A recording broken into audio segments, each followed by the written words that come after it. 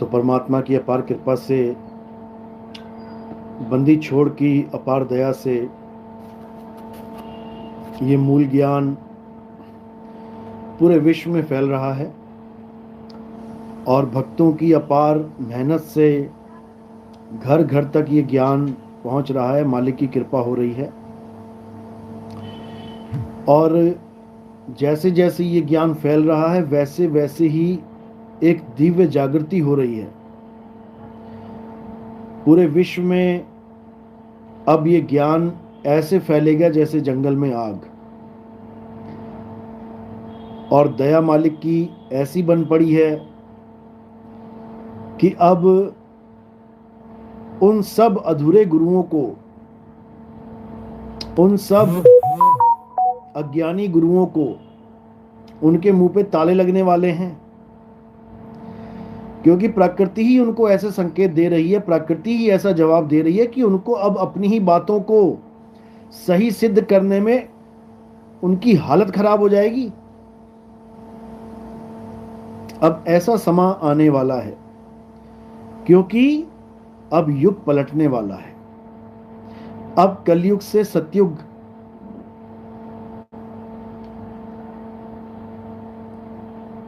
अब कलयुग में सतयुग आने वाला है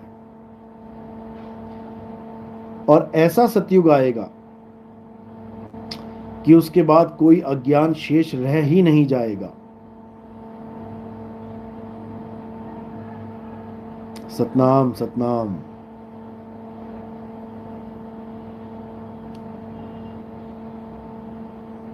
जय सतनाम। क्योंकि अब प्रकृति ने भी निर्णय ले लिया है कि अज्ञान का खात्मा जरूरी है। जो लोग कहते नहीं थकते थे कि एक बार कोई अगर अपने मुंह से राधे राधे जप ले, बड़े से बड़ी मुसीबत, बड़े से बड़ी विपदा टल जाएगी, उन्हीं के वृंदावन में राधे राधे गाते गाते 32 लोग जो नाव पे बैठे थे वो सब पानी में समा गए। 12 लोग को बचाने का प्रयास किया गया, बचाया गया, बाकियों का कुछ पता नहीं। सब राधे राधे जप रहे थे और वो भी वृंदावन में। ये भी नहीं कह सकते कि चलो अपने किसी गांव शहर में कहीं कोई नदी वदी में, यमुना नदी में, वृंदावन में। और ये भी नहीं कि पापी जीव हैं, दर्शन करके आ रहे थे मंदिरों में।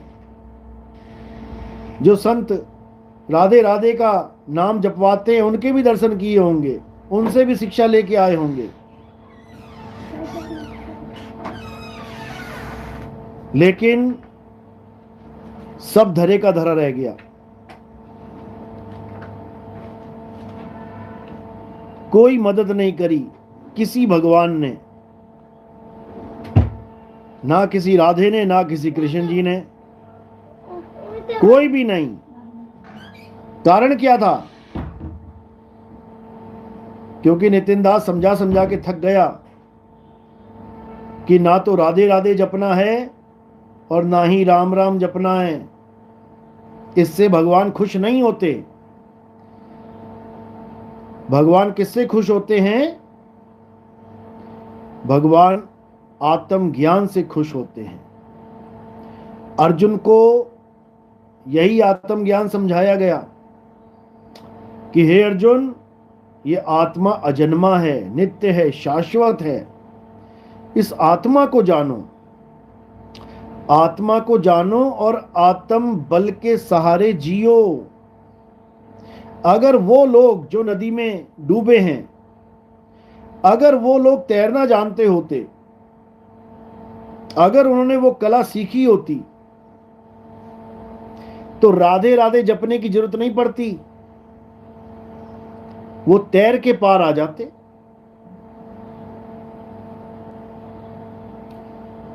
क्योंकि कोई भी नाम आपको डूबने से नहीं बचा सकता। ना तो इस नदी में और ना ही भवसागर में। भवसागर नाम इसीलिए रखा गया है क्योंकि वहां पर भी तैरना पड़ेगा तुम्हें। सागर में तैरा जाता है, नाम नहीं जपा जाता। सागर इसीलिए नाम रखा है भव सागर, क्योंकि भव सागर में कोई मंत्रों के सहारे, जप तप के सहारे उसको पार नहीं कर सकता। सागर में तैरना पड़ता है। तैरना एक कला है, मृत्यु एक कला है। बोला भी गया है कि जिस मरने से जग डरे मेरे मन आनंद, मरने पर ही पाएंगे पूर्ण परमानंद। मरता मरता जग मुआ मरना जाने ना कोई, मरना जाने ना कोई। क्या जानना है? मरना जानना है, मरने की कला जानना है। कृष्ण जी ने कभी मंत्र जपने की बात नहीं करी कि राधे राधे जपो या कृष्ण कृष्ण जपो। उन्होंने मरने की कला की बात करी है। मरने की कला समझ लो। अब मैं तुम्हें मरने की कला सिखाता हूँ। मरने की कला? हाँ, मरने की कला। इस कला के द्वारा प्राणी सहज में ही अब मैं तुम्हें मरने की कला सिखाता हूँ। मरने की कला? मरने की कला आप देखेंगे, मरने की कला सिखाई जा रही है।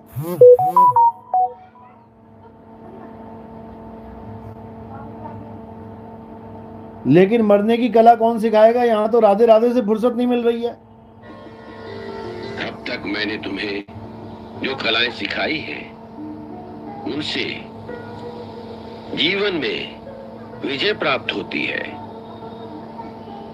जीने की कलाएं तुम सीख चुके हो। अब मैं तुम्हें मरने की कला सिखाता हूँ। मरने की कला? हाँ, मरने की कला। इस कला के द्वारा प्राणी सिद्ध में ही मोक्ष प्राप्त कर सकता है। अर्थात? तो भाई ये मरने की कला है, राधे राधे जप के डूबने की कला नहीं है। ये कह कह के समझा समझा के थक गया कि इससे पहले कि मौत आ जाए मरने की कला सीख लो। लेकिन नहीं, एक बार राम, एक बार राधे, एक बार कृष्ण नाम जप लो तो ऐसा हो जाएगा वैसा हो जाएगा। 1000 बार बोला, मच्छर तक नहीं भागेंगे। 4 मच्छर घुस जाए ना कमरे में, जप लो तुम कृष्ण कृष्ण, राधे राधे, अल्लाह अल्लाह, वाहिगुरु वाहिगुरु, गॉड गॉड, वो 4 मच्छर भी परेशान करके रख देंगे तुम्हें। हार के तुम्हें या तो ऑल आउट लगानी पड़ेगी या फिर बिजली वाला रैकेट लेके बैटरी वाला दौड़ाते फिरोगे मच्छरों को। वो भी आत्म बल की वजह से। राधे राधे या हरे कृष्णा के बल से नहीं भागेंगे मच्छर। तो क्या करना है? अपने आत्म स्वरूप को जानना है, आत्म स्वरूप को। अब ऐसा नहीं है कि जो हमसे दीक्षा ले लेगा वो मरेगा ही नहीं, यानी उसकी काया मरेगी ही नहीं। 101% मरेगी उसकी काया, लेकिन वो नहीं मरेगा।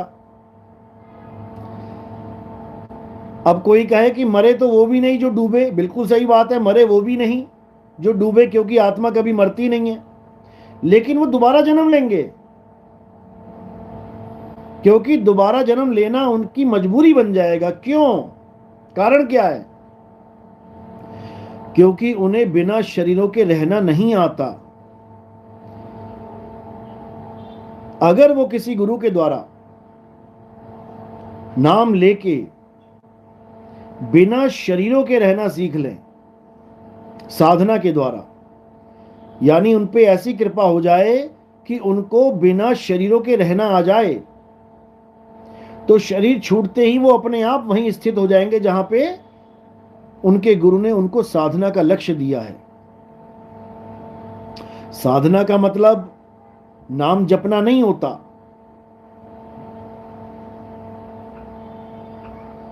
समझो, साधना का मतलब होता है निशाना साधना। जैसे अर्जुन ने निशाना साधा चिड़िया की आंख में, और चिड़िया की आंख के अलावा उसको और कुछ नहीं दिखा। चिड़िया की चोंच भी थी, चिड़िया के पर भी थे, चिड़िया का सर भी था, चिड़िया के टांगे भी थी, पेट भी था, गला भी था, कुछ नहीं दिखा उसको। जिस पेड़ पे चिड़िया बैठी थी पेड़ भी नहीं दिखा, जिस डाल पे चिड़िया बैठी थी डाल भी नहीं दिखी, केवल चिड़िया की आंख। इसी प्रकार जब भेदी गुरु नाम देता है तो वो तुम्हारी सूरत को एक निशाना दे देता है। उसी निशाने पे सूरत को साधना है। सूरत फंसी संसार में तासे पड़ गई दूर, और सूरत बांध स्थिर करो। कहां स्थिर करना है? जहां भेदी गुरु तुम्हें समझा दे उस पे स्थिर करना है। आठों पहर हुजूर, आठों पहर स्थिर करना है। ये घंटा 2 घंटा 3 घंटे वाली भक्ति नहीं है कि माला पकड़ी फटाफट राम राम राम राम अल्लाह अल्लाह वाहिगुरु वाहिगुरु गॉड गॉड और चलो जी 4 माला 5 माला करके खेल खत्म। ये आठों पहर की भक्ति है। आठों पहर यानी 24 घंटा। समझो। तो अब क्या करना है? अब हमें आत्मा का ज्ञान प्राप्त करना है, आत्म ज्ञान प्राप्त करना है। और जो लोग कहते नहीं थकते थे कि राधे राधे करने से बड़ी बड़ी बला टल जाएगी, अब मुंह पे ताले लग गए हैं उनके ताले। और अब सब जनता उनसे सवाल पूछे कि बाबा ये बता कि राधे राधे भी जपते रहे, भजन भी गाते रहे, फिर भी डूब गए, क्यों हमारी मदद नहीं हुई? और डूबे भी ऐसी जगह जहां पर 3 बोट पहले से थे, 3 किश्तियां वहां पहले से मौजूद थी, तब भी नहीं बचा पाए सबको। वो टाइटैनिक जहाज डूबा था जहां सैकड़ों किलोमीटर और कोई नहीं था, तब भी टाइटैनिक की स्टोरी बताने वाले जीवित रह गए, बिना राम राम, बिना राधे राधे, बिना अल्लाह अल्लाह जपे। वो भी जीवित बच गए उस समुद्र में। लेकिन यहां सब किश्तियां आमने सामने खड़ी हैं, फिर भी नहीं बच पा रहे हैं, क्योंकि इन बाबाओं का कुछ नहीं जाएगा। ये बाबा तो खा पी के मस्त ढकार मार के चौड़े होके सो जाएंगे। जीवात्मा का नाश तुम्हारा होगा। तुम जो भटक रहे हो भगवान के लिए, इन बाबाओं के चक्कर में पड़ रहे हो, तुम्हारा नुकसान होगा, इनका कुछ नहीं जाएगा।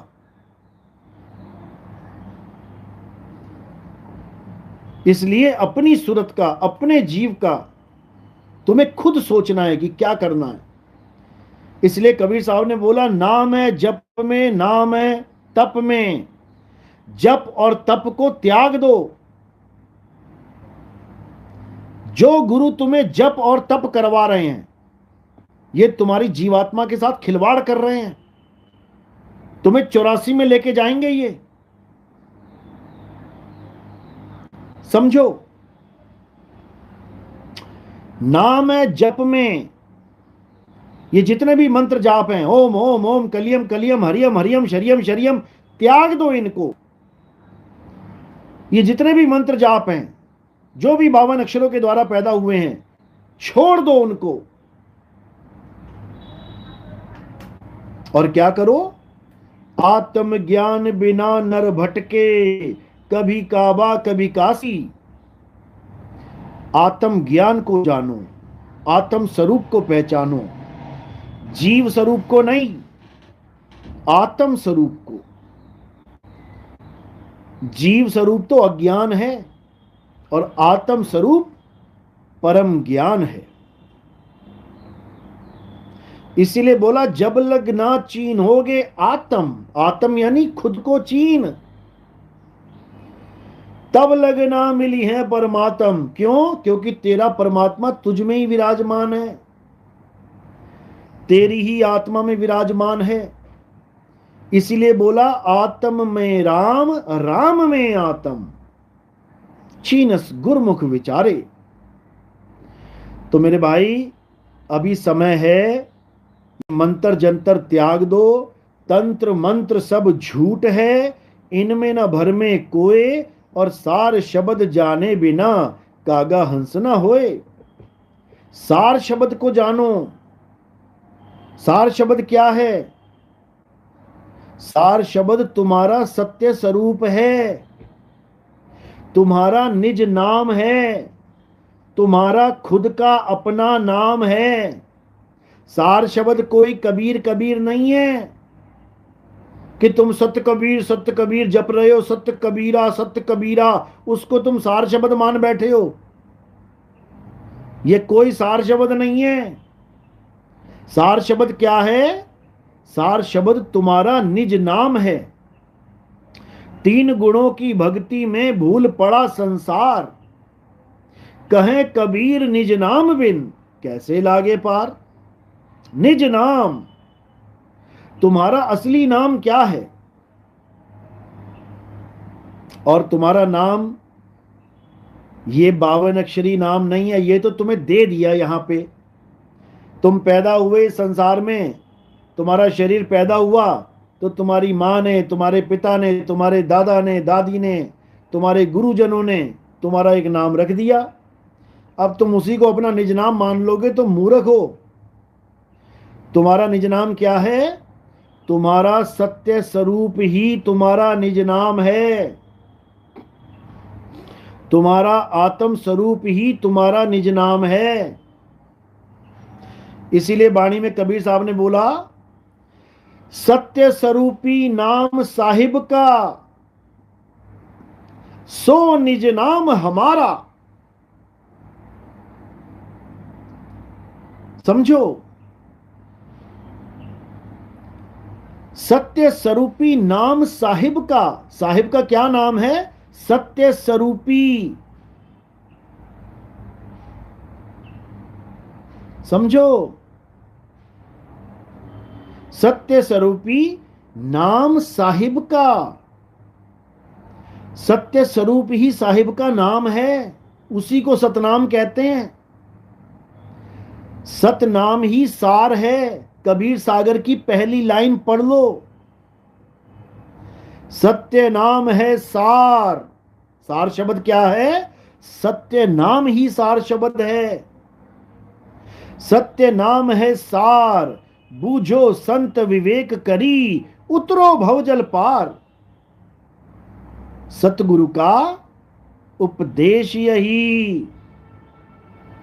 ये जितने नाम हमें पकड़ाए गए हैं, ये मात्र एक हमारी हस्ती को पहचान देने के लिए पकड़ाए गए हैं।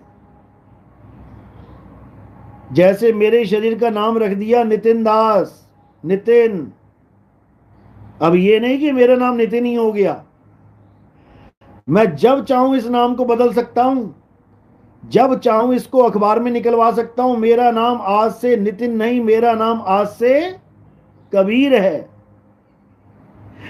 हजारों नाम बदलते हैं, अखबार खोल के देखो, हजारों नाम बदलते हैं दिन में। जिसको अपना नाम पसंद नहीं आता वो नाम बदल लेता है। समझो, क्योंकि ये 52 अक्षरी नाम है, ये बदले जा सकते हैं। कबीर साहब ने बदले। सतसुकृत में सतयुग में सतसुकृत नाम बदल दिया अगले युग में। त्रेता में मुनिंद्र नाम बदल दिया अगले युग में। द्वापर में करुणामय नाम बदल दिया अगले युग में। कलयुग में कबीर नाम। बताओ। और इन लोगों ने कबीर नाम पकड़ लिया कि कबीर कबीर जपना पड़ेगा। एक आया था रामपाल के चेले का कल फोन, क्या बोला वो कि दादू नाम कबीर का सुन के कांपे काल, नाम भरोसे जो चले होए ना बाका बाल। देखो दादू जी कह रहे हैं कि कबीर कबीर नाम जपने से काल निकट नहीं आएगा। मैंने कहा तू मान रहा है बात को? तू दादू जी की बात को मान रहा है? कह रहा हाँ मैं मानता हूं। मैंने कहा ये तो चेले की बात है, दादू जी तो चेले हैं, गुरु क्या कह रहा है? गुरु क्या कह रहा है? क्या गुरु की बात सुनी? गुरु कह रहा है राम नाम रटते रहो, जब लग घट में प्राण, कब हूं दीन दयाल के, भनक पड़ेगी कान। कबीर साहब की वाणी है, वो कह रहे हैं कि राम नाम रटते रहो। दादू जी यानी चेला जी कह रहे हैं कि कबीर नाम रटो, और कबीर जी कह रहे हैं राम नाम रटो। तो किसकी मानेगा भाई? चेले की मानेगा कि गुरु की मानेगा? कह रहा मैं गुरु की मानूंगा। मैंने कहा खा मां बाप की कसम। खा मां बाप की कसम कि तू राम राम जपेगा, चाहे रामपाल जी महाराज तुझे कोई भी नाम दे दे। क्योंकि कबीर साहब कह रहे राम नाम की लूट है, लूट सके तो लूट, अंत काल पछताएगा जब प्राण जाएंगे छूट। तो कबीर साहब तो कह रहे हैं कि राम नाम रटो, और तुम लगे हुए ओम कलियम हरियम शरियम पता नहीं क्या क्या जपने में। बताओ। अरे एक सार शब्द का ज्ञान जन्म मरण से मुक्ति का एकमात्र साधन है। एक नाम, तेरा एक नाम तारे संसार। तुम बोल तो यही रहे हो, तेरा एक नाम तारे संसार। नाम जप कितने रहे हो? नाम जप कितने रहे हो? तुम्हें एक नाम नहीं समझ में आ रहा? एक नाम मेरे प्राण बसत हैं, एक शब्द मेरे प्राण बसत हैं, बहुर न भवजल आवा। गा एक शब्द एक नाम रहे हो, और उसके बाद दुनिया भर के नाम, दुनिया भर के नाम जपने में भी लगे हो।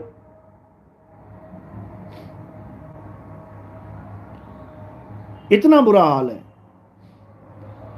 लेकिन फिर भी कोई बात नहीं, कम से कम इस संसार में, इस भवसागर में दुनिया भर के गलत कामों से अच्छा है कि कोई रामपाल जी का भी शिष्य बना बैठा है।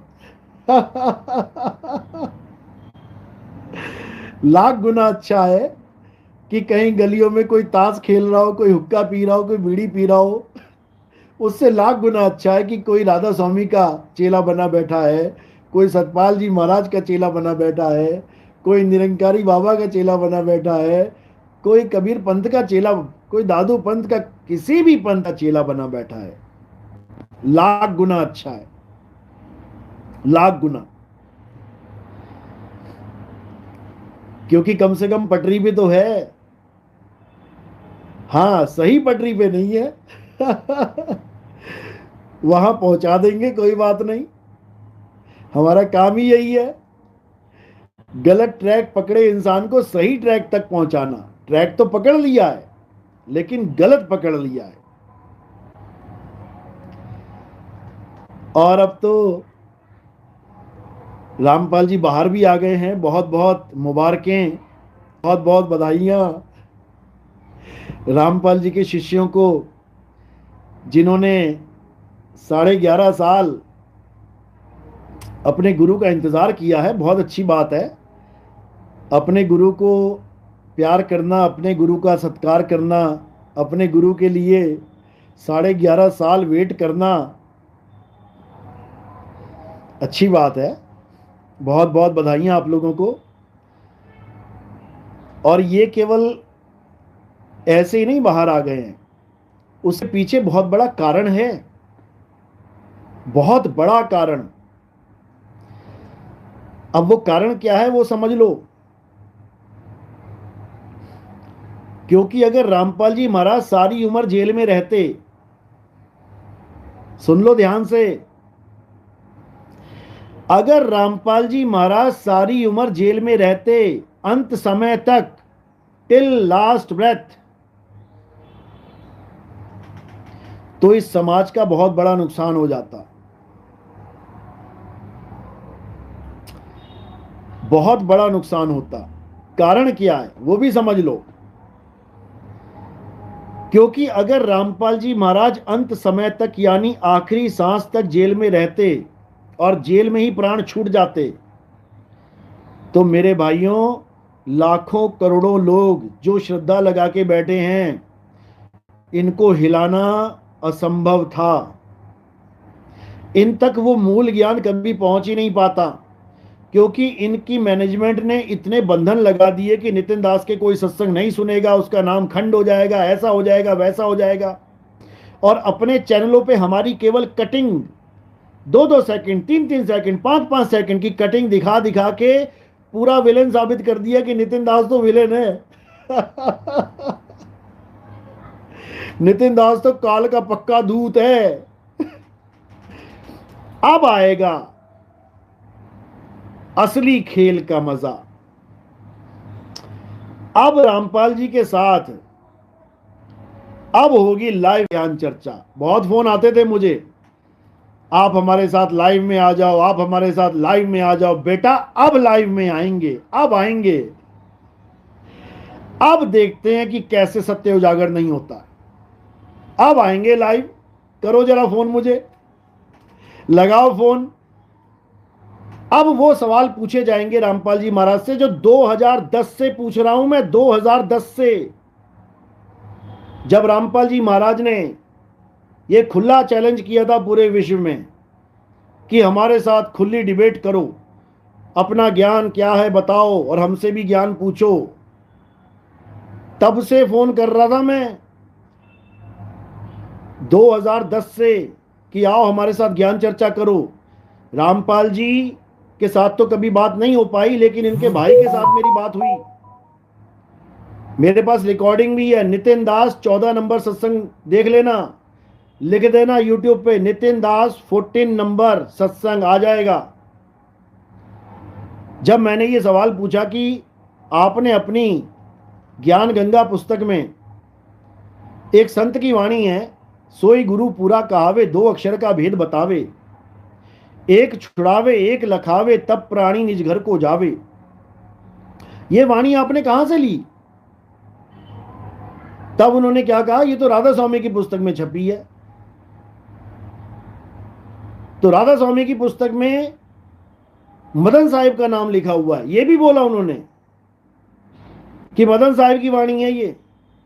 2010 की बात बता रहा हूं ये मैं, और 2018 में ये मैंने वीडियो ऑडियो बना के डाली है। 2010 से भी पहले उनको पता था कि ये मदन साहिब की वाणी है, लेकिन इन्होंने कभी अपने ग्रंथ में, इन्होंने कभी ज्ञान गंगा में मदन साहिब का नाम तक नहीं लिखा, बल्कि मदन साहिब को काल का दूत बना के रंभदूत बना दिया। कि मदन साहिब को कौन मिला? रंभदूत मिला। मदन साहिब को रंभदूत मिला। तो रंभदूत कौन हुआ? वो दूत हुआ जो मदन साहिब को मिला। मदन साहिब रंभदूत कैसे हो गए? उसके बाद इन्होंने मेरे गुरु के बैराग साहिब के नाम पे किताब छाप दी, उस पे लिख दिया रंभदूत। बैराग साहिब को रंभदूत बना दिया। उसके बाद इनके चेलों ने कह दिया नितिन दास रंभदूत है। ये 4-4 रंभदूत लेके बैठे हुए हैं। और जिसके बारे में बताना था कि हंस मुनि काल का दूत कौन है, 12वें पंथ का, जो कबीर सागर में लिखा हुआ है, वो आज तक नहीं बता पाए।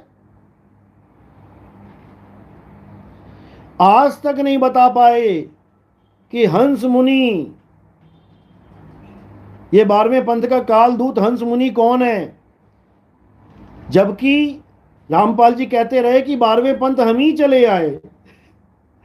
ये कहने का मतलब है कि काल के दूत के पंथ में मैं ही चल के आ गया।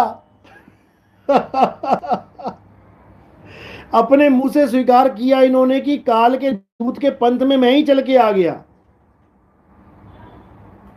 अब इनसे सवाल होगा कि 12वें पंथ का काल दूत हंस मुनि है या गरीबदास जी महाराज है। पहले तो ये क्लियर कर दो, क्योंकि 12वें पंथ में ही अगर 13वां पंथ प्रकट होगा तो गरीबदास जी महाराज वो काल के दूत हैं या हंस मुनि वो काल का दूत है?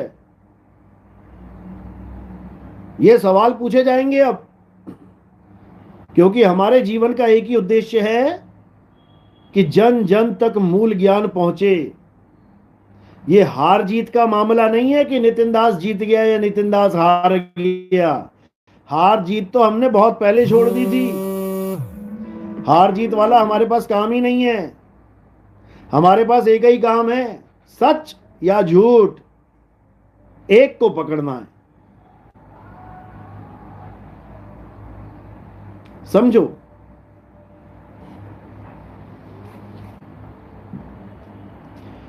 तो इसलिए हमारा लक्ष्य अब पूरा होगा।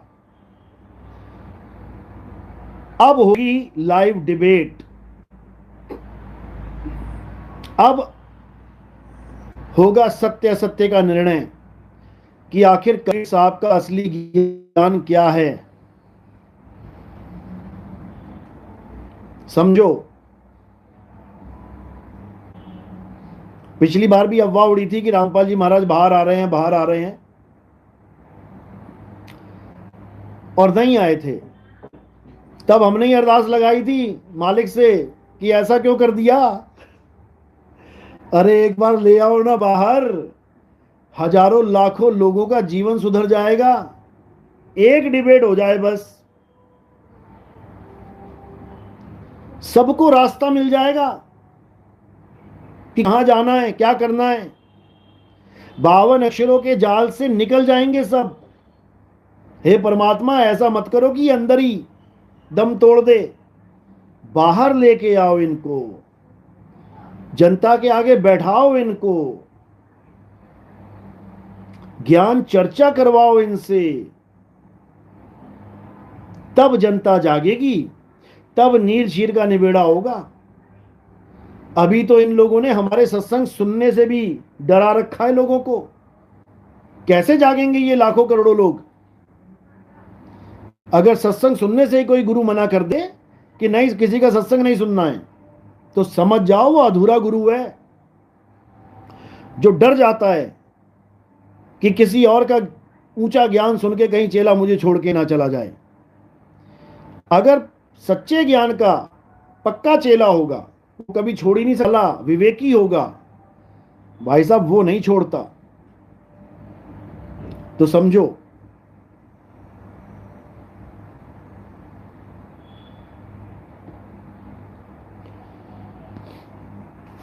दीपक चक्रवर्ती, हाँ बिल्कुल सही लिख रहे हैं आप कि उनके ऊपर कुछ आदेश पारित किए गए हैं, कुछ नियम और शर्तों में उनको बांध के बेल दी गई है, जमानत हुई है उनकी, जिसमें यह भी है कि वो कहीं पर भी भीड़ भाड़ में सत्संग नहीं करेंगे, ये भी है। लेकिन हमारा जो सेशन होगा वो लाइव सेशन, वो कमरे में बैठ के भी हो जाएगा, उसमें भीड़ की जरूरत नहीं है। भीड़ तो ऑनलाइन लग जाएगी,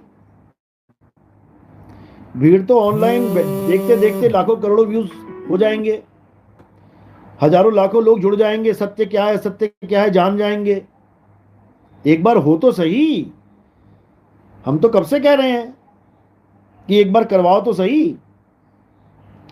और जो इनके चैनल पे हमारी चर्चा हुई थी, उसको देख देख के हजारों रामपाल जी के शिष्य उनको छोड़ के हमारे पास आए, फोन भी आए, नाम भी लिया कईयों ने, जाग भी रहे हैं, जगा भी रहे हैं, सब कुछ हो रहा है। तो ऐसा नहीं है कि सारे ही बेवकूफ हैं। विवेकी सत्य असत्य को पकड़ सकता है कि सच क्या है, झूठ क्या है। अभी इनके एक शिष्य का फोन आया था मुझे कल परसों, वो कहता बाबा नानक ने भी ओम सोहंग जपा। मैंने कहा भाई तूने कहाँ देखा? कहता मर्दाने की जो वो है साखियां हैं, उसमें पढ़ो, बाला और मर्दाना वाली साखियां। तो मैंने एक सवाल पूछा और फोन काट के भाग गया।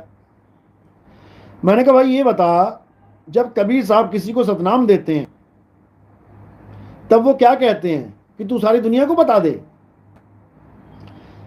वो कहते हैं छुपा के रखना है धर्मदास मेरी लाख दुहाई, मूल ज्ञान बाहर ना जाई। जब भी वो सतनाम देते हैं किसी को, वो कहते हैं ये बाहर नहीं जाना चाहिए। तो मुझे ये बता दे कि फिर मर्दाना ओम सोहम कैसे जपने लग गया? बाबा नानक को, रामपाल जी के अनुसार बाबा नानक को ये आदेश था ही नहीं कि मर्दाना को नाम दीक्षा दी जाए, और कबीर साहब ने मर्दाने को दीक्षा दी नहीं। तो ओम सोहम कैसे जपने लगे वो? बता जरा। बाबा नानक की सांसों को पढ़ लिया क्या उसने कि कौन सी सांस में ओम और कौन सी सांस में सोहंग जप रहे हैं? तुम्हारा जन्म बीत जाएगा ये समझते समझते कि मर्दाना के पास ओम सोहम कैसे आ गया। नहीं तो पूछ लेना अपने कोऑर्डिनेटरों से, जो बड़े बड़े सत्संग घर बना के बैठ गए हैं ना, अरबों खरबों की संपत्तियां जमीन में लगा के बैठ गए हैं, लोगों का पैसा जमीनों में गाड़ के बैठ गए हैं और महाराजा बन गए हैं बड़े बड़े आश्रम बना के। उनसे ये पूछ लेना मर्दाना को ओम सोहंग का ज्ञान कैसे हुआ। वाणी में दर्ज है वहां पे। और ओम सोहंग यानी सतनाम, जो नकली सतनाम बना दिया तुमने। ओम सोहंग जपने के बाद वो डूबने लगा, तरने नहीं लगा। मर्दाना ओम सोहंग जप के डूबने लगा। ये संकेत दिया गया उस ग्रंथ में कि ओम सोहंग जपोगे डूबोगे। तब बाबा नानक ने कहा मर्दाना नहीं, ओम सोहंग नहीं जपना है, वाहेगुरु वाहेगुरु कर। यह भी सांकेतिक ज्ञान है, ये कोई वाहेगुरु वाहेगुरु जपने की बात नहीं है, समझ जाओ। और वो सागर भी सांकेतिक ज्ञान है वो कोई सागर नहीं है, वो भव सागर है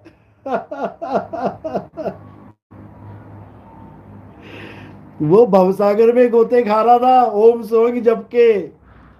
उसको भवसागर से पार करने के लिए वाहेगुरु नाम दिया गया, वाहेगुरु वाहेगुरु जपने को नहीं दिया गया।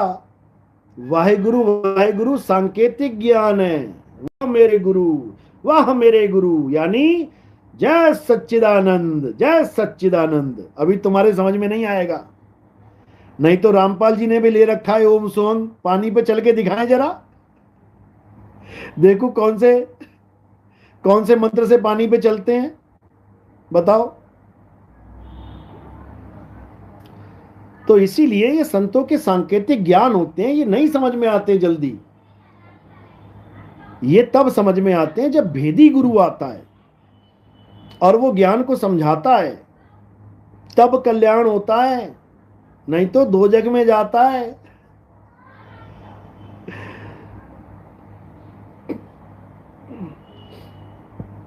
तो ठीक है, फिर से एक बार बहुत बहुत मुबारकें रामपाल जी के भक्तों को, बहुत बहुत बधाइयाँ। उनके गुरुजी 11.5 साल बाद, एक लेडीज का वीडियो आया था, कहती मुझे तो सपने में रामपाल जी महाराज आए और कहते हैं 12 साल का अज्ञातवास भोगने जा रहा हूं मैं, मेरे गुरुजी 12 साल बाद आ गए। अरे 11.5 साल हुए हैं। अज्ञातवास का मतलब होता है जहां पता भी ना हो कि बंदा गया कहां है, अज्ञातवास।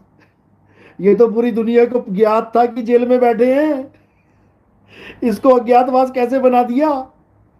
क्योंकि ये सब कल्पनाओं में जीते हैं। रामपाल के चेले सब कल्पनाओं में जीते हैं।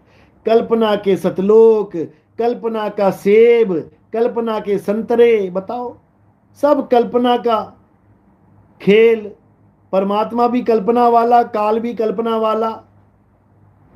अरे काल काल सब कोई कहे, काल न चीने कोय, जितनी मन की कल्पना। काल कहावै सोए। अज्ञातवास का मतलब होता है जहां पर तुम्हें ज्ञात ना हो कि कौन कहां चला गया है। और अगर 12 साल का अज्ञातवास है और अगर आखिरी दिन भी पता लग जाए, मात्र पता लग जाए वो कहां है, तो भाई साहब दोबारा से अज्ञातवास शुरू हो जाता है। अज्ञातवास की सजा ही ऐसी है, नियम ही यही है कि अगर मुझे पता लग गया कि अज्ञातवास में वो कहां है, तो फिर से अज्ञातवास हो जाएगा। वो अज्ञातवास पिछला वाला भंग हो जाता है।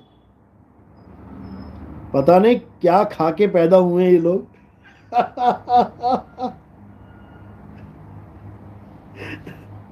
इसलिए ज्ञान में आओ।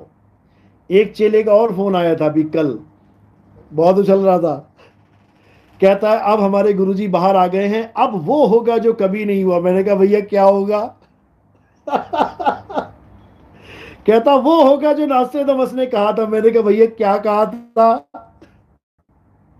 कहता है वो अधेड़ उम्र का आदमी पूरे युग को बदल देगा, समाज को बदल देगा, विश्व को बदल देगा। मैंने कहा तुझे अधेड़ के बारे में पता है?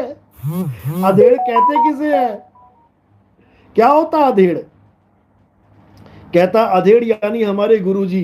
अरे मैंने कहा रुक जा भाई रुक जा, पेट फड़वाएगा क्या मुझे हंसवा हंसवा के?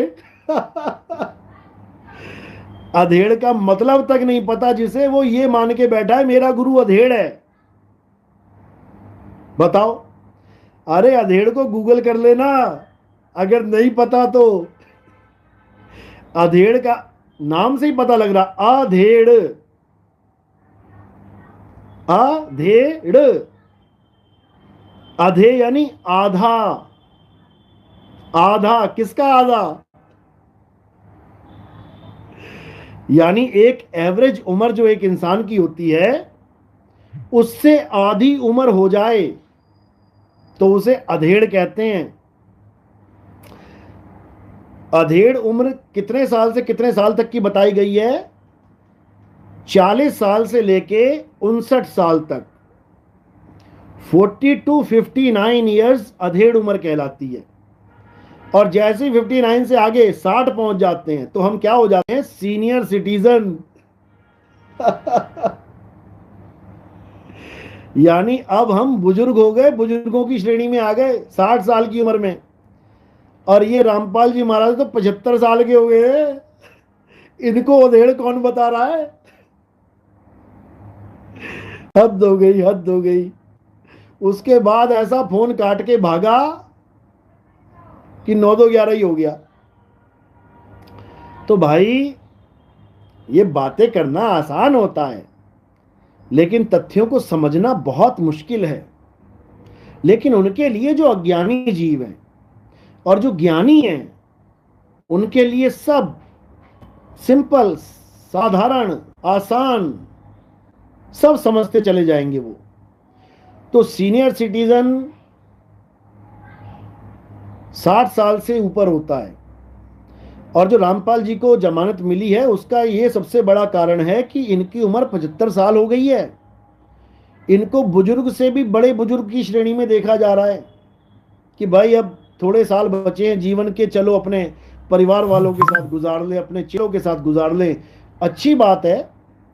हमारे जजों का भी शुक्रिया है कि उनके दिल में इतनी दया है कि उन्होंने इन पे दया करके इनको परिवार के साथ जोड़ दिया, इनको जमानत दे दी। ये दया के कारण हुआ है क्योंकि हर जीव के हृदय में परमात्मा विराजमान है। हृदय मतलब ये मत समझ लेना दिल, हृदय यानी आत्मा। क्योंकि हृदय का जो आध्यात्मिक अर्थ है, 2 अर्थ होते हैं। एक होता है शारीरिक अर्थ, हृदय मतलब दिल, पंपिंग स्टेशन, खून को पंप करने का यंत्र। और अध्यात्म में हृदय का मतलब होता है आत्मा। हृदय बसहु सुरभूप, वो ये हृदय की बात नहीं चल रही है, मेरी आत्मा में परमात्मा की बात चल रही है। समझो, हृदय नाम ध्याओ घर बैठे प्रभु पाओ। हृदय में ध्याओ यानी कि आत्मा में याद करो उसको, वो आत्मा में विराजमान है। तो बहुत अच्छी बात है। बहुत बहुत बधाइयाँ रामपाल जी के शिष्यों को और रामपाल जी को भी। और हमारा बस एक ही उद्देश्य है, हमारी विनती कह लो, अरदास कह लो कि बहुत जल्दी से जल्द एक ऐसी डिबेट हो जाए कि जिससे सारे समाज को जागृति हो जाए। क्योंकि रामपाल जी महाराज ने आते ही एक प्रवचन किया नीले सोफे पे बैठ के, बहुत अच्छा लगा मुझे कि भाई हम किसी का बुरा करते नहीं, ना ही हम किसी का बुरा सोचते हैं, हम तो जगत के कल्याण की सोचेंगे हमेशा। तो जगत का कल्याण, इससे बड़ा कल्याण कोई नहीं होगा कि आप नितिन दास के साथ ज्ञान चर्चा कर लो। ये हार जीत का मैटर नहीं है। फिर समझ लो कि हार होगी या जीत होगी, मैं पहले ही हार स्वीकार कर लेता हूं, भैया मैं हार गया। अगर तुम्हें हार का डर है तो मैं ही हार गया। लेकिन सत्य क्या है ये सब तक पहुंच जाए। आगे वो माने ना माने उसकी मर्जी है। इससे हमें कोई दिक्कत नहीं कि तुम्हारे चेले मानेंगे नहीं मानेंगे। मैं कहता हूं सारी उम्र तुम्हारे साथ रहे, मरते दम तक तुम्हारे साथ रहे, अच्छी बात है, गुरु चेले का रिश्ता निभाना चाहिए। लेकिन हमारा उद्देश्य ये है कि उनको इतनी बात समझ में आ जाए कि हम जो ज्ञान लेके बैठे हैं वो पूर्ण ज्ञान है या अधूरा ज्ञान है। बस इतनी सी बात है। ये हार जीत वाला खेल ही नहीं है। हार जीत से नितिन दास बहुत ऊपर उठ चुका है। हरिजन तो हारा भला जीतन दे संसार। हम हारे ही ठीक है भैया, लेकिन जो हमारा उद्देश्य है, परमात्मा ने जो कार्य हमें सौंपा है उसको पूरा करने में हमें आपका योगदान चाहिए। 2010 से योगदान मांग रहे हैं, लेकिन मालिक की अपार कृपा है अब मौका मिला है। क्योंकि कबीर साहब ने कहा है, झूठा गुरु अजगर बना, 1,84 जाए, और सारी संगत चींटी बनी, तोड़ तोड़ के खाए। परमात्मा ने एक मौका दिया अब आपको, क्योंकि अब ज्यादा लंबी उम्रें नहीं है इंसान की कि तुम कहो मैं 120 साल जीऊंगा यहां पे। अब परमात्मा ने मौका दिया है कि इस मौके को संभाल लो, इसको सुधार लो। जो गलती आपसे अनजाने में हो गई है, लोगों को 52 अक्षरों में फंसा के, लोगों को मंत्र जाप में जो आपने फंसा दिया है गलती से, जानबूझ के नहीं बोलूंगा मैं, गलती से, अब उस गलती को सुधारने का समय आ गया है। और अगर आपने ये गलती सुधार ली तो आपके अरबों खरबों जन्मों के सदा सदा के पाप कर्म नष्ट हो जाएंगे। ये परमात्मा का आशीर्वाद है आप पे, समझ लो। लेकिन अगर ज्ञान चर्चा से बचोगे तो भाई साहब तुम्हें नहीं पता कि क्या हो जाएगा। अपना जन्म तो बर्बाद करोगे करोगे, लाखों करोड़ों लोगों का जन्म बर्बाद कर दोगे। इसलिए एक बार ज्ञान चर्चा जरूर कर लेना। कहो साधना चैनल पे आ जाना, साधना टीवी पे लाइव कर लेंगे डिबेट, या अपने आश्रम में बैठे बैठे हमारे साथ ज्ञान चर्चा कर लेना। एक सवाल आप पूछ लेना, एक हम पूछ लेंगे, 2 आप पूछ लेना, 2 हम पूछ लेंगे। बड़े प्रेम से चर्चा हो जाएगी, किसी को कोई दिक्कत ही नहीं है। और वैसे भी मैंने कह दिया, अगर आपको लगता है कि आपको हार का डर है तो मैं पहले ही बोल देता हूं, भैया नितिन दास हार गया, रामपाल जी महाराज जीत गया, पहले ही तुम्हारा डर खत्म कर देते हैं। लेकिन आओ तो सही, आओ संतों मेला कीजिए, खाली हैं तो भर भर लीजिए, और भरे हैं तो छक छक पीजिए। अगर आपका घड़ा भरा है, हमारा खाली है, तो हम आपके घड़े से ले लेंगे कुछ पानी, अपनी प्यास बुझा लेंगे। और अगर तुम खाली घड़ा लेके बैठे हो तो भैया हमारे घड़े से कुछ पी लेना, कल्याण हो जाएगा, दोनों का कल्याण हो जाएगा आपस में। हम अधूरे तो तुम पूरा कर देना, और तुम अधूरे तो हम पूरा कर देंगे। इसमें झगड़े वाली कोई बात ही नहीं है, हार जीत वाली कोई बात ही नहीं है। ये परमात्मा का संदेश है कि भैया सारे आओ ज्ञान चर्चा करो, और जो सत्य है उसको अपना लो, क्या दिक्कत है। तो मेरा ये संदेश रामपाल जी महाराज तक जरूर पहुंचा देना भाई लोग, जो कोऑर्डिनेटर हैं, जो बार बार फोन करते आओ नितिन दास ज्ञान चर्चा करें, आओ नितिन दास। परसों से एक भी फोन नहीं आया, परसों से एक भी फोन नहीं आया कि गुरुजी बाहर आ गए ज्ञान चर्चा कर लो, एक भी नहीं आया। बताओ, कमाल हो गई। तो भाई मैं इंतजार कर रहा हूं, आओ लाइव डिबेट करते हैं, आओ सत्य को जानते हैं, आओ संतों के असली सार शब्द को जानते हैं, ताकि सबका कल्याण हो जाए। बोलिए बंदी छोड़ सतगुरु सत्य कबीर साहिब की सदा ही जय हो। साहिब बंदगी सतनाम, जय बंदी छोड़ की।